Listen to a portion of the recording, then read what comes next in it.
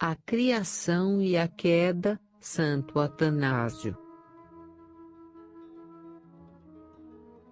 Em nosso livro anterior tratamos suficientemente sobre alguns dos principais pontos do culto pagão dos ídolos, e como estes falsos deuses surgiram originalmente.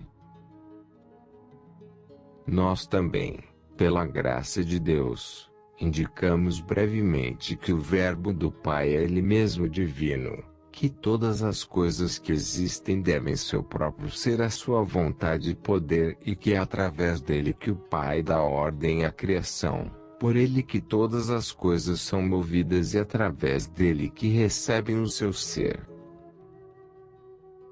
Agora, Macário, verdadeiro amante de Cristo, devemos dar um passo a mais na fé de nossa sagrada religião e considerar também como o Verbo se fez homem e surgiu entre nós.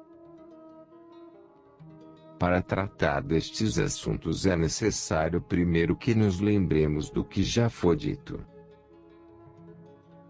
Deves entender porque o Verbo do Pai, tão grande e tão elevado, se manifestou em forma corporal.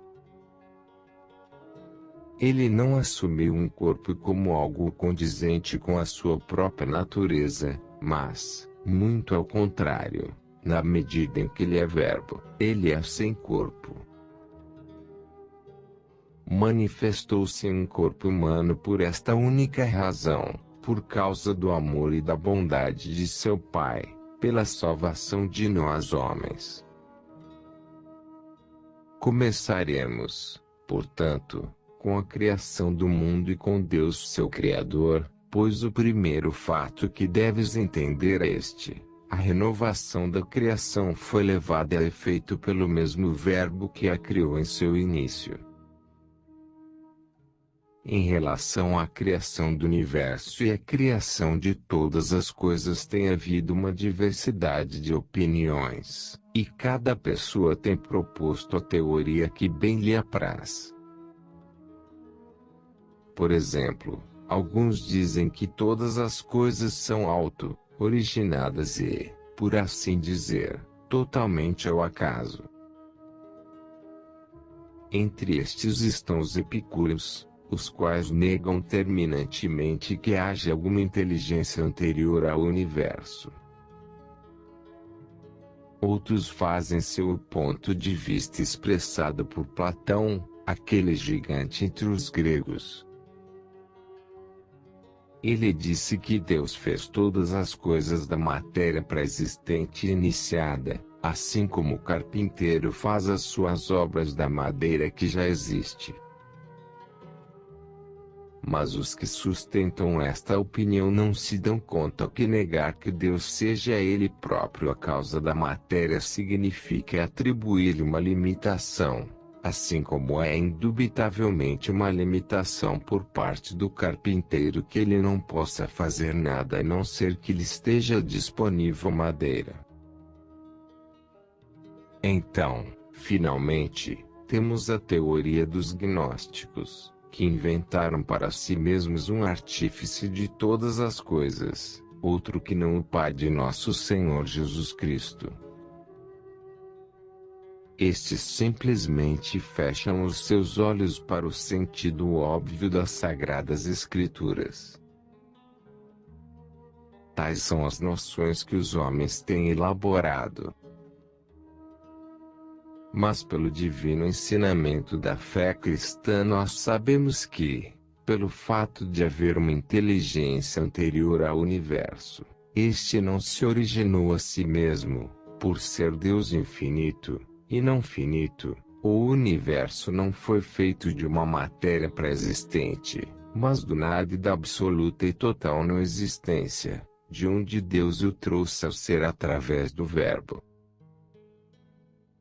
Ele diz, neste sentido, no Gênesis, no início Deus criou o céu e a terra, e novamente, através daquele valiosíssimo livro a qual chamamos o Pastor, crede primeiro e antes de tudo mais que há apenas um só Deus o qual criou e ordenou a todas as coisas trazendo-as da não existência ao ser.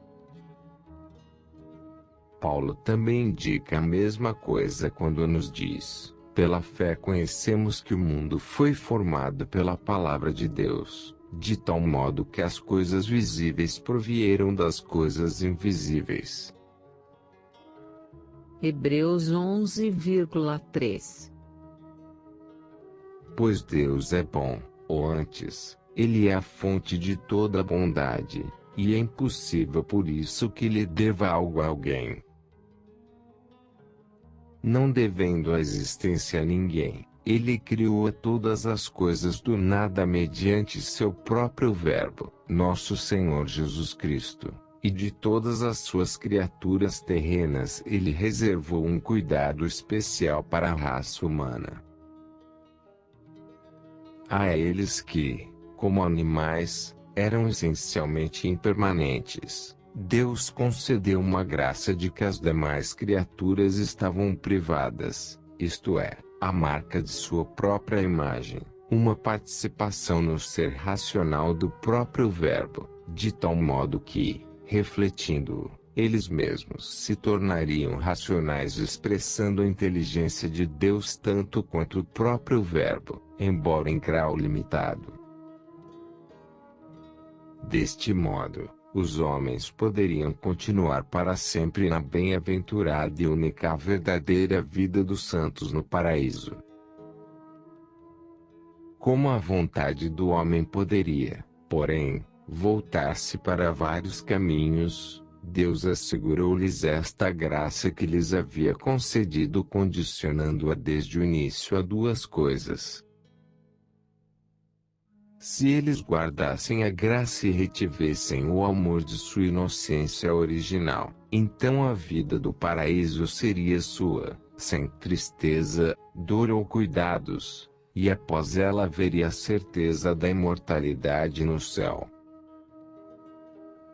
Mas se eles se desviassem do caminho e se tornassem vis, desprezando seu direito natal à beleza, então viriam a cair sob a lei natural da morte e viveriam não mais no paraíso, mas, morrendo fora dele, continuariam na morte e na corrupção. Isto é o que a Sagrada Escritura nos ensina, ao proclamar a ordem de Deus: de todas as árvores que estão no jardim vós certamente comereis, mas da árvore do conhecimento do bem e do mal não havereis de comer, pois certamente havereis de morrer. Certamente havereis de morrer. Isto é, não apenas morrereis, mas permanecereis no estado de morte e corrupção. Estarás talvez a divagar por que motivo estamos discutindo a origem do homem se nos propusemos a falar sobre o Verbo que se fez homem. O primeiro assunto é de importância para o último por este motivo. Foi justamente o nosso lamentável estado que fez com que o Verbo se rebaixasse. Foi nossa transgressão que o tocou seu amor por nós. Pois Deus havia feito o homem daquela maneira e havia querido que ele permanecesse na incorrupção. Os homens, porém, tendo voltado da contemplação de Deus para o mal que eles próprios inventaram, caíram inevitavelmente sob a lei da morte. Em vez de permanecerem no estado em que Deus os havia criado, entraram em um processo de uma completa degeneração e a morte os tomou inteiramente sob o seu domínio. Pois a transgressão dos mandamentos estava fazendo retornarem ao que eles eram segundo a sua natureza, e assim como no início eles haviam sido trazidos ao ser a partir da não existência, passaram a trilhar, pela degeneração, o caminho de volta para a não existência. A presença e o amor do Verbo os havia chamado ao ser, inevitavelmente. Então, quando eles perderam o conhecimento de Deus, juntamente com este eles perderam também a sua existência. pois é somente Deus que existe, o mal é o não ser, a negação e a antítese do bem.